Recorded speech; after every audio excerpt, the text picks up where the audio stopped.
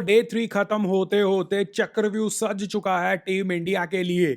अब वो इस चक्रव्यूह को भेदना जानते हैं या नहीं भेद सकते, ये देखने लायक बात होगी डे 4 पर। क्योंकि इस मैच पे पॉसिबली जिस तरह की पिच हमें दिख रही है, जिस तरह की पॉसिबिलिटीज हमें दिख रही हैं, जिस तरह टीम इंडिया ने बॉलिंग में प्रदर्शन किया, जिस तरह बैटिंग में टीम इंग्लैंड ने प्रदर्शन किया, उससे यह दिख रहा है, पता लग रहा है कि अगर पांचवें दिन टीम इंडिया इंग्लैंड को 300 का टारगेट भी देती है या 320 30 40 तक का टारगेट भी देखी है, तो भी देव देती है, तो भी इंग्लैंड की टीम उसे चेज करने तो जाएगी। और देयर आर हाई चांसेस कि अगर बुमराह बाय चांस उतने इफेक्टिव ना हुए तो मे बी टीम इंडिया फंस भी सकती है। बट क्या ये टेस्ट मैच इतना सिंपल है जितना हम समझ रहे हैं? शायद नहीं, क्योंकि केएल राहुल साहब टीम के लिए डटे हुए हैं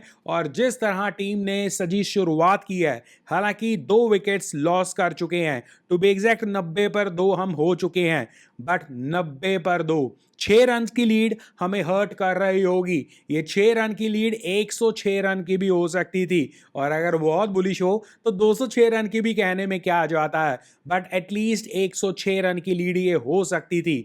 उस केस में 200 प्लस रन से हम लीड कर रहे हो सकते थे, और 350 से ऊपर जब आप टोटल किसी टीम को देते हो और 1.5 दिन बैटिंग करने के लिए देते हो, तो भले ही टीम जैसी मर्जी हो, टीम बहुत एक्सपीरियंस वाली हो, टीम बहुत जिगरे वाली हो, और भले ही पिच जैसी मर्जी हो, 4th डे पर 350 से ऊपर रन बनाना, चेज करना 1.5 दिनों में इज नेक्स्ट टू इम्पॉसिबल।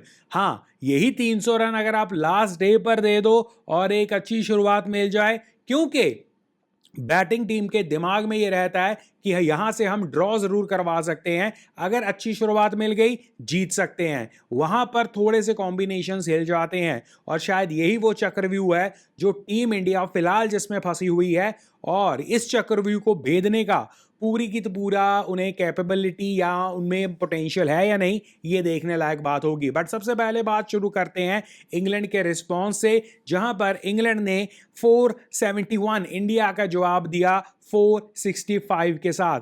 अब इंग्लैंड की तरफ से अनलकी कहेंगे हैरी ब्रूक को, आई थिंक 99 पर भाई साहब आउट हुए हैं।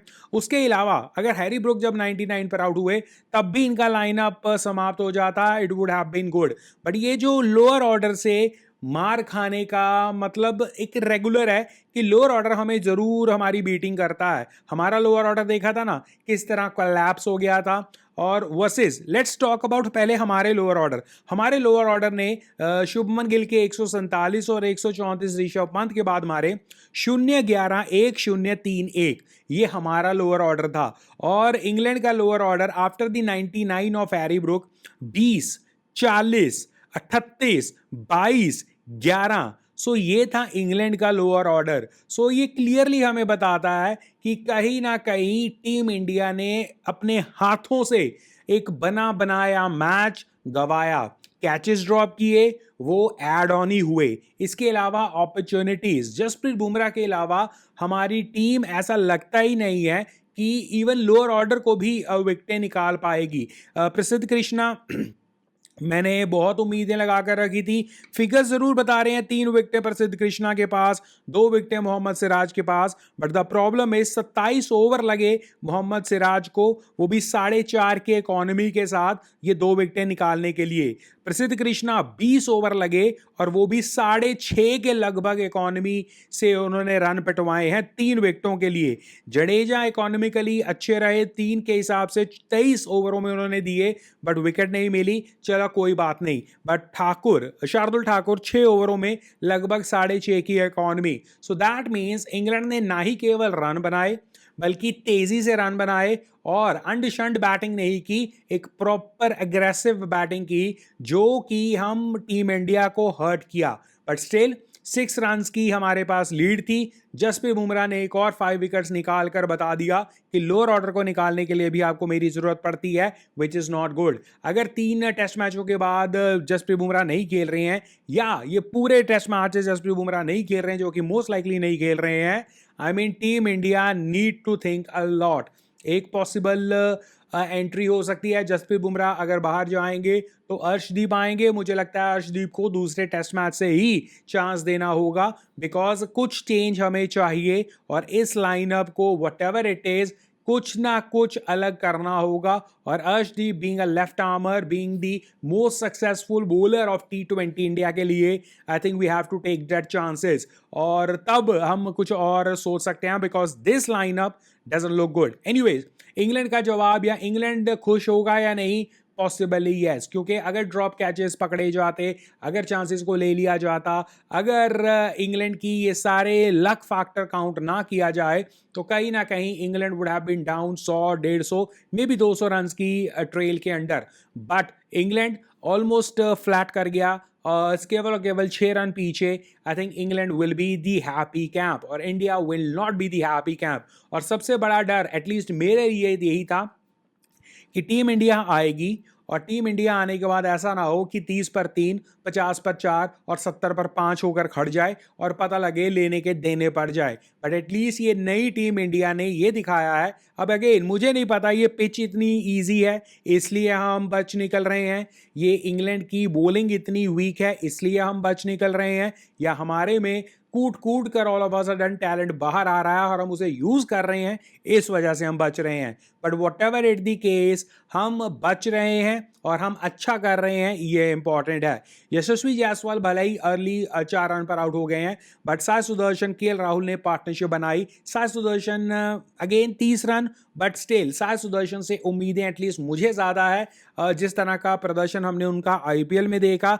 आई think he is a perfect candidate to be in the test matches. और आई वोंट बी सरप्राइज कि इस सीरीज में 1, 2, मे बी 3 अगर साई सुदर्शन 100 ना मारे, यस बहुत बड़ी एक्सपेक्टेशन है ये, बट जिस तरह साई सुदर्शन बैटिंग करते हैं, I have high hopes. Anyways, फिलहाल तो शतक के बारे में बात हो रही है KL राहुल की। 47 रन पर खड़े हैं, रॉक सॉलिड खड़े हैं, कहीं ना कहीं दी वॉल बनने की कोशिश हो रही है। बट द प्रॉब्लम इज, क्या KL राहुल पूरी टीम को उस तरह प्रेशर सिचुएशन में लेकर जाएंगे?